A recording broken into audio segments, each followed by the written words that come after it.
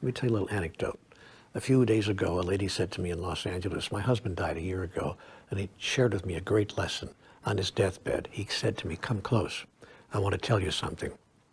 Listen very carefully. I can only say this once. I don't have much strength left. She said, I'm listening, darling. What is it?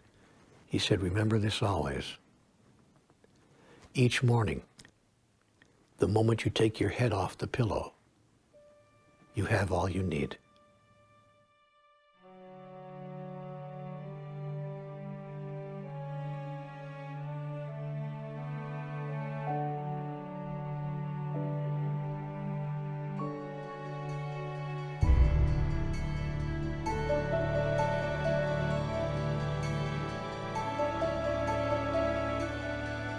If we look at the mind as an iceberg, and the tip of the iceberg is what's above the surface, that's the conscious mind, that's the mind of choice, that's the action mind.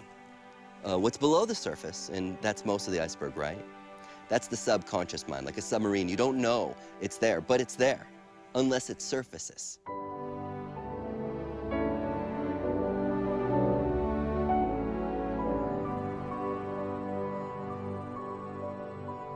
Well, most of us say we want X. I want a new car. I want a fancy house. I want inner peace. I want a loving relationship. And then we start to go out into our world and we say, I will earn the right. And you start working away at life. And you're using your mind a lot and you're working at everything, and things get in the way. Life seems to throw curves at you.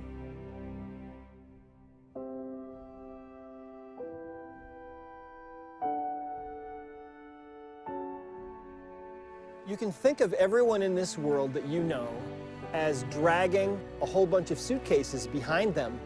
The emotion code is a way to cut loose all those suitcases, all those steamer trunks, all that baggage that you've been carrying around all your life. The end result of that is that you become light and you become able to manifest into the world what you're supposed to be able to manifest. Imagine living in a world where everyone is actually manifesting from their heart into the world their perfect creation that is inside each of them. That's where we're going.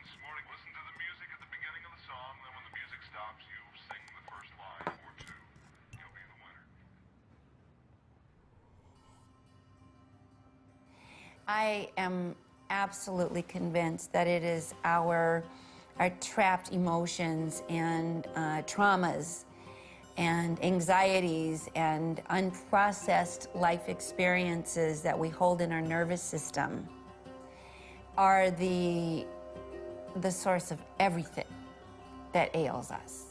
One of the most profound things in my life has been able to share ancient wisdom that I came across just as a young guy traveling around the world and fascinated by communities that pretty much live off the grid, and they're long-lived, they're healthy, they're happy.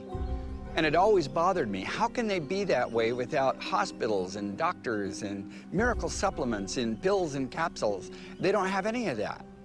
What I've come to understand is at the core of every symptom, every stress, every dis-ease pattern that we experience, whether it be physical, whether it be emotional, are emotions, memories that are buried in our subconscious mind. And when these are triggered, our body reacts. It's called a maladaptive stress reaction. And what it means is that we're not able to adapt in the present moment, here and now.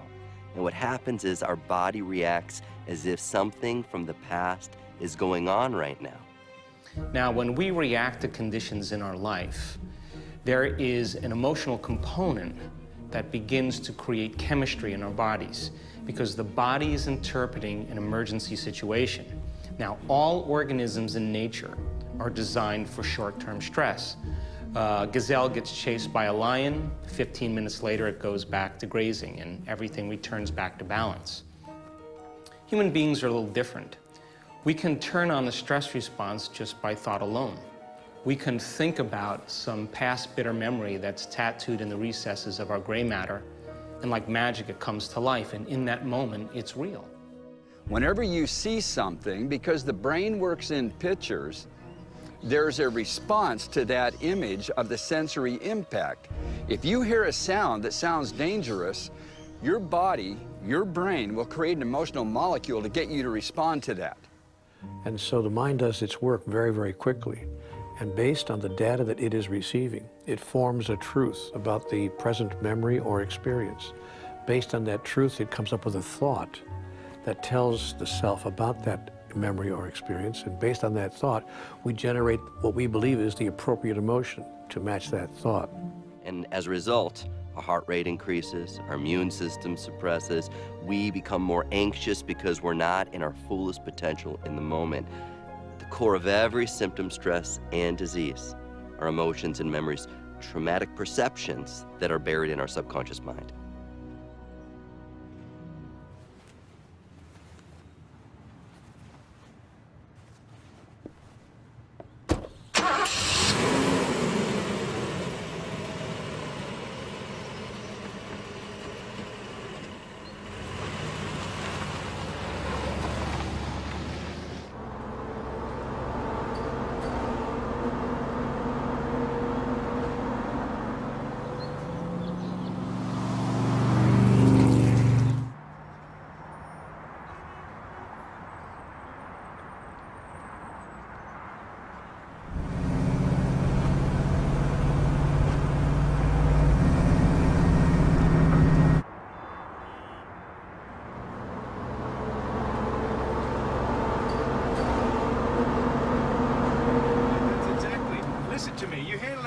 Like you handle every other witness, you grab him by the balls. You take control of the situation, otherwise you and I are not working together ever again. Do you understand that? I don't need you pushing me. Whoa! No, listen, no, listen to me. You go back there, you take...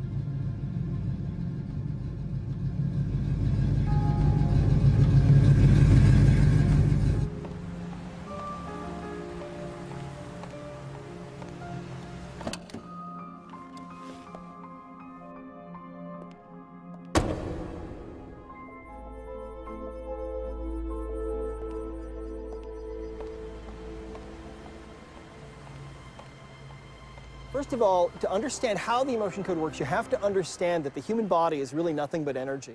If you look at your hand, for example, that hand looks pretty solid. But if you were to magnify that hand 1,000,000 times, you'd be looking face to face with a single individual atom. And if you could look into that atom, you'd see there's really nothing in there but empty space and infinitesimally tiny energies zipping around at the speed of light. And that's really what we are. We're beings of pure energy. We are composed of all these countless energies, tiny energies, that are all flying in this close formation, giving us this experience that we're having in this world. Emotion means energy movement. And it's our thoughts that create our emotions. It's our emotions that create our behaviors. Well, when we feel an emotion strongly enough, what we're really feeling is a vibrational energy. Every emotion has its own specific vibrational frequency. Anger is a different emotional energy, a different frequency, a different vibration than frustration, and that's different than sadness, and they're all different. But when you're feeling an intense emotion, your whole being can take on this vibration, and it's during those times that sometimes the energy of that emotion that you're feeling is too powerful, and that energy can become trapped and stuck in the body. And a trapped emotion, we have found, is literally a ball of energy from about the size of a baseball to about the size of a cantaloupe. And these will lodge anywhere in the body and disrupt the normal energy field of the body. And because that's all the body really is an energy field, when you distort that energy field, you eventually start to have problems, because what you're really doing is you're distorting the tissues of the body themselves. And if you distort tissue and you irritate tissue long enough, that tissue starts to have problems, and it can go through those changes that we call cancer. So to me, one of the most fascinating things of the ancient Swinwet, the lady scholastic healers of ancient Egypt, was they knew there was only one disease, not 20, 26, 30, 36,000 diseases like we're taught today amongst the masses. They knew there was one, and it was chaos at the level of the Neters. 600 BC, Democritus and others in the Greco-Roman period called that word the atomos. Today we know it as atoms. The only disease that exists in the human experience is chaos at the atomic level, which leads to chaos at the molecular level, which leads to chaos at the cellular level. And when enough cells are in chaos, you feel it as a sign or a signal of a chaos or an offense in the body. That's what the word symptom means, a sign or a signal of a chaos. It's been proven that every cell in your body works on a vibration, an energy field. The physical body is grown within an energy field that resonates at a particular vibration. Through stress, that vibration becomes weaker, causing the physical element to be under pressure. So the removal of stress creates health. I think it's the AMA says 80% of all health issues are stress related.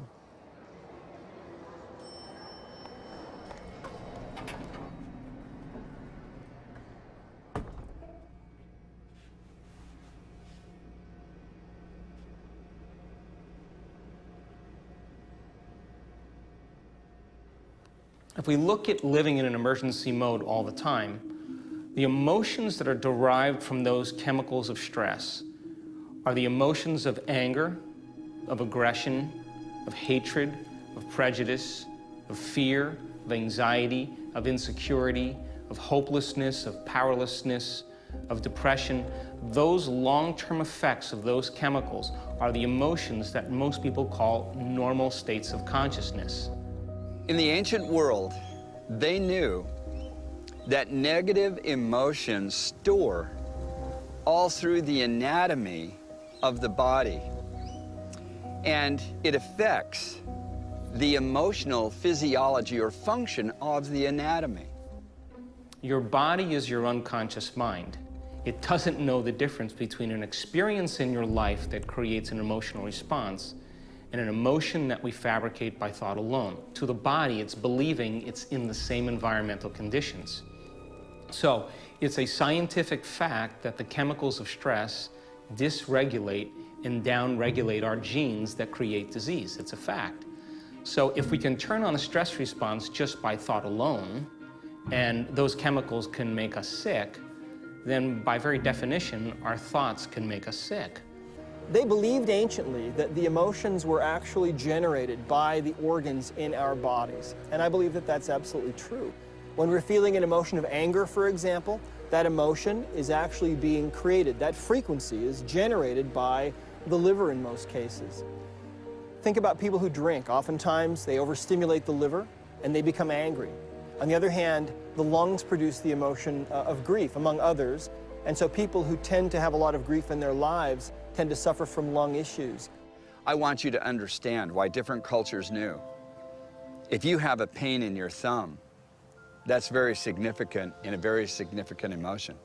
If you have a pain in your elbow, your shoulder, if you feel a little pain in your chest, in your hips, in your stomach, in your intestines, a lot of people don't understand anymore the connection of the entire body to the brain, and the brain seeing pictures that create emotions which create behaviors.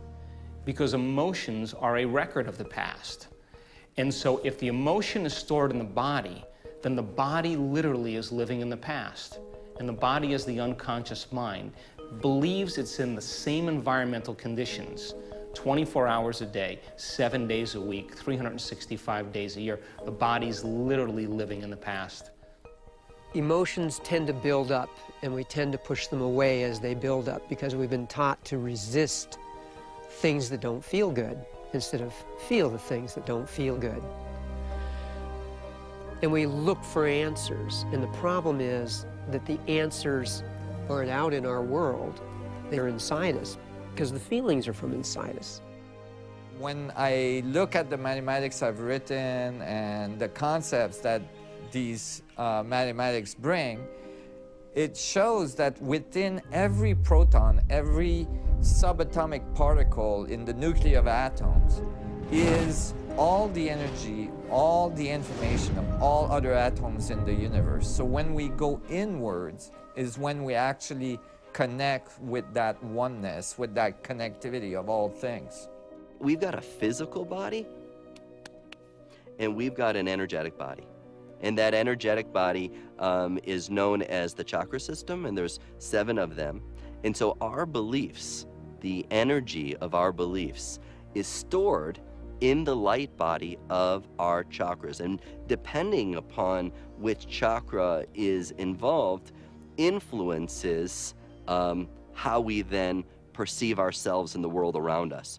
And we call these trapped emotions patterns, but we do experience them that way. If it's an experience that we have not completed and come back to self, we do find a way to keep repeating those experiences. And so we re-traumatize ourselves. We pick partners that create re-traumatizing experiences that we had as a child with one of our primary caretakers or our parents or school teachers when we were very impressionable. We keep creating the same emotional dynamics, the same creative frustrations, the same physiological disabilities, and because our energy is not flowing.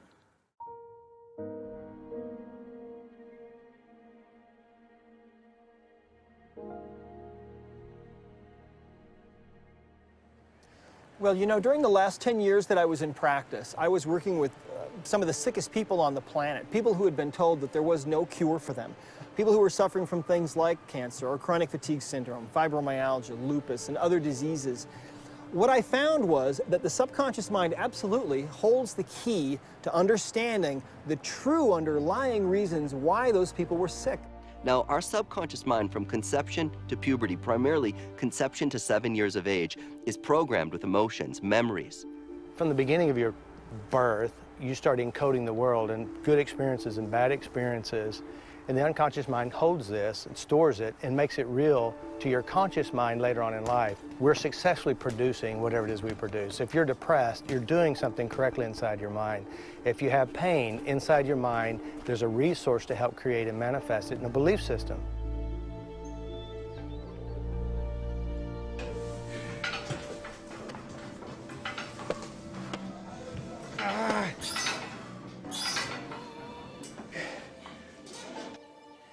Have you ever noticed that when you have a headache, if you focus on the headache, it gets worse and it amplifies and your emotions get involved and now you're in total chaos and you think you need some kind of medical drug to kill the pain?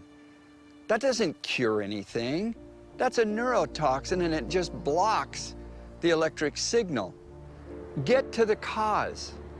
What is the negative source, the toxic emotion and or the toxicity of something that you're eating and drinking that's also affecting your emotions in a negative way? Detox it, clear it. And there's no doubt that one of the leading causes of physical pain is the storing of negative emotional molecules. So it's a signal to you from the different points of anatomy that, hey, the emotions you have been feeling and going on with is storing here and it's causing a chaos or a discomfort. You need to switch it up, go to the positive form of that emotion, and it's so interesting how pain in the human body can diminish. What I have found is that 90% of all the pain that we experience is due to trapped emotions, to emotional baggage.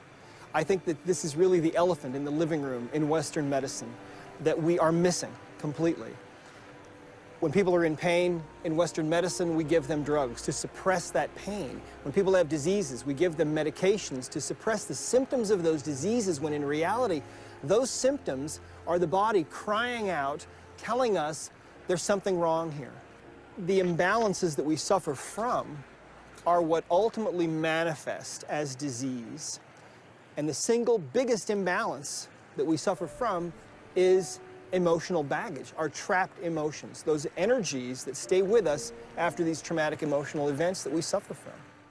The stresses and upsettedness that seems to come into our life, they change. And as they change, our world changes. It's absolutely astounding that changing how you relate to something changes everything in your world. So many of us become defined by past experiences, and we live by those emotions, but that's not who we are.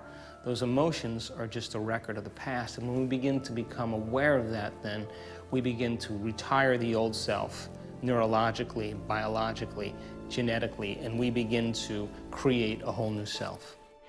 And so what happens in today's world, because of what we have set up that we call civilized society, so many of the things that are pushed upon the masses create negative emotional molecules.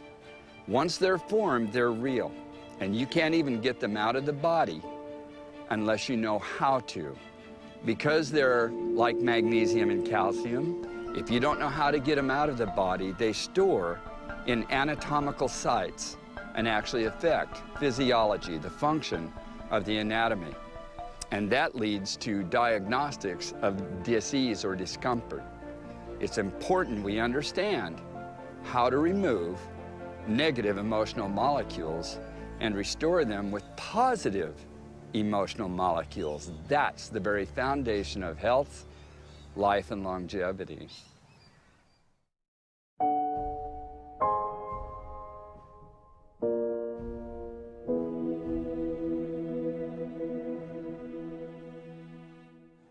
At first, when life starts, you have an egg cell and a sperm cell coming together. They become one cell. They become 2 cells, they become 4 cells, they become 8 cells, until you have like 50 trillion cells. And during the course of a lifetime, you get burns, you get cuts, you break something, you get a bacteria, you get a virus, anything. And the body restores itself, the body heals itself. So when you consider that that is a normal process, I don't think that there's a mistake in the body that actually causes disease. So if that's the case, there must be a very specific use for diseases or symptoms to occur. And I think it's the body reacting to surrounding elements, to stressors you perceive, in a way for the body to cope with the stressor and actually deal with it. I look at every symptom as a conversation. That there's nothing that happens in the body. There is actually nothing that happens in our life by coincidence. We are not made wrong. We're not broken. We're not missing anything. That every so-called problem of the body is a portal. It's a doorway to access this invisible, unseen energy that is guiding our cells to communicate from our brain to our body, from our body to the outside world, so that we can adapt in any given moment. And so when we can begin to look at symptoms, when we can begin to look at our behaviors, whether it be addiction, whether it be, obsessive, compulsive, ritualistic ways of being, as a conversation, then we can join the dialogue. Then when we join the dialogue, that becomes the gift, because once you observe the symptom, once you observe the stress as a conversation, you can participate in it, you can guide it, you can influence it, you can learn from it, you can grow from it. Everyone knows someone that is in pain, and everyone knows someone that is dealing with depression or anxiety or self-sabotage in some way. Many of us know someone who's dealing with post-traumatic stress disorder, and it is these emotional energies, these invisible energies, that are the underlying cause of all of these things, in my experience. So I'm really also of the belief that though trapped emotions are the source of everything that causes us difficulty in life and keeps us from being in our divine nature, I'm also a great believer that it's not that difficult to begin to move this energy once we are aware that that's what's trying to happen.